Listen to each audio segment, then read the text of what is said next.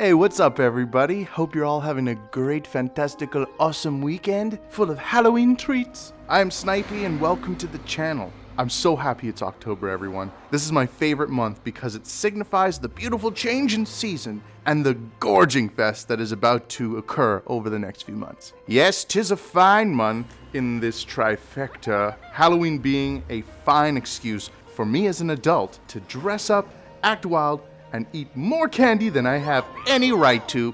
Alas, we are not here to talk about my very real addiction to chocolate and other complex sugars. October, my friends, as we all know, is the month of Hallows Eve. And with it comes the thrill of ghouls, ghosts, and other matter of dark beasts. Nintendo has seen the sense in releasing one of my favorite franchises of all time in the most appropriate month on the calendar for this very reason. Luigi's Mansion originally came out as one of the day one launch games for the GameCube back in November 2001. Luigi's Mansion is an odd one for Nintendo because it falls in the Mario universe, but it doesn't play at all similarly to any Mario experience we had played before. You control Luigi with one joystick and you control the direction in which he's aiming with the other joystick, using the R and L button to suck and blow with your vacuum cleaner. And it's like a kid's survival horror game.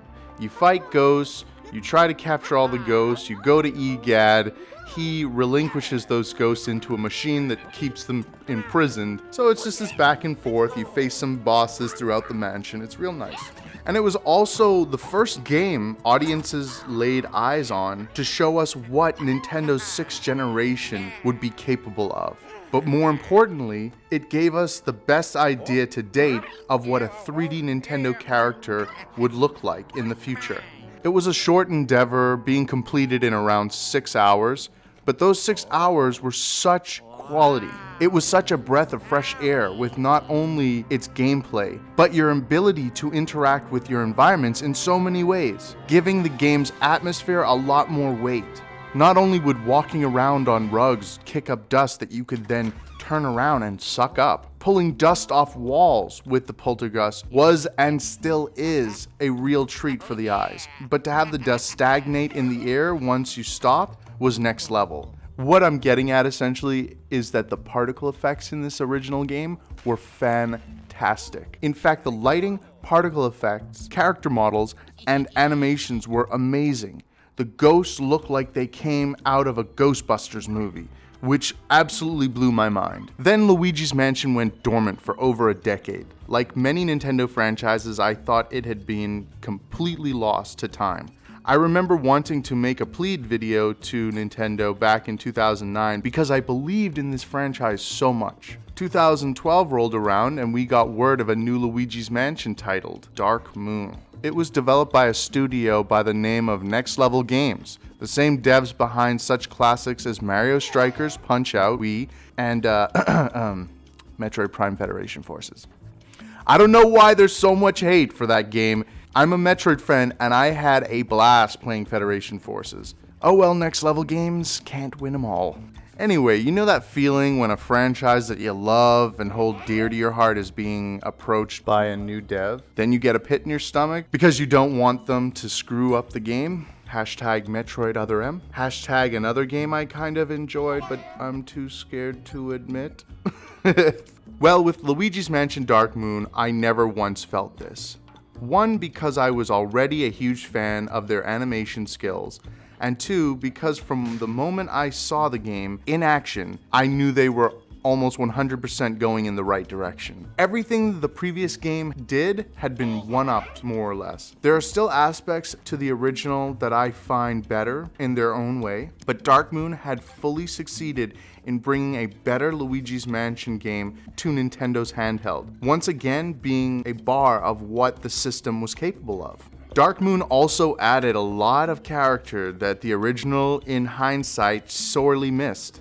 I found myself constantly laughing at the various antics of the different ghosts, never getting bored of their ridiculous nature. Luigi really got an upgrade in this game. He's as scared as ever, but you as the player can also feel that he is a little familiar with this dilemma. You see this through his determination and his ability to let his guard down even when he's still in the mansion, albeit if he ends up getting a jump scare. Over the last 20 years, Luigi has become one of my absolute favorite Nintendo characters. I love that despite being terrified, he still gets in there and saves Mario, or whoever needs saving. And I love his comical nature compared to Mario. They are truly characters that complement each other. Now we just need a story-based Mario-Luigi game. Get on it, Nintendo. I have to lastly mention that in the original, you communicate with EGAD through the Game Boy Horror. In Dark Moon, it's the dual screen. And due to the gaming industry not leaving anything for your imagination, we already know what it'll be called in Luigi's Mansion 3.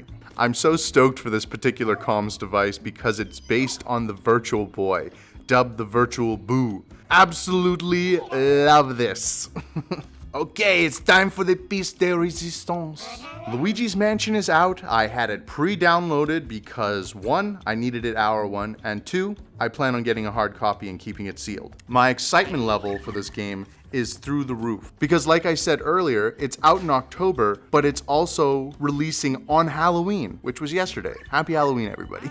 But I'm also excited because for what I've seen, this game looks to improve on every aspect of what the franchise has brought to the table, whilst expanding on what to expect in terms of the gameplay and the mansion environments. The levels seem expansive by this franchise's standards, but considering the jump to Dark Moon and the power differential, I feel that 3 will not only bring more interactivity, but smoother and more plentiful animations. Next Level has really solidified Luigi's Mansion style.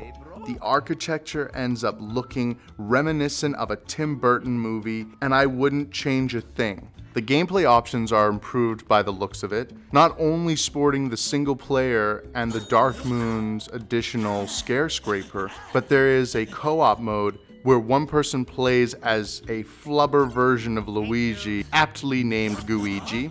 This, I imagine, will be a lot of fun and bring extra replay value to an already replayable experience. Scream Park is the newest addition to the multiplayer game modes. While with the Scare Scraper the objective is to find keys and get to the next floor, Scream Park sees you in an almost Luigi Party-like situation, which looks like it could be a great time. When all is said and done, there is a lot to be happy about here. But on top of all of this, both modes are up to 8 players, which is fantastic in my opinion. In honor of this game and what will most likely be no less than a 9 out of 10, I will be doing a Let's Play of Luigi's Mansion 3 starting right after this video, so be sure to look down in the description for a link to part, I guess it would be 2 of the walkthrough, because the video here has been pretty much the beginning of the game.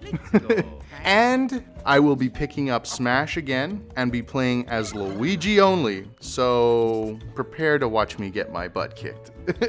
What do you guys think of Luigi's latest outing? Are you excited? Is it a hard pass? Are you intrigued at all? Let me know down in the comments below. And if you enjoyed the video, hit the like button because it'll help the video make its way to other gamers just like yourself. And if you're new to my channel, consider subscribing for more content like it. Thank you all for watching, and until next time, game on, dudes. Bye-bye. Okay, bye. Bye.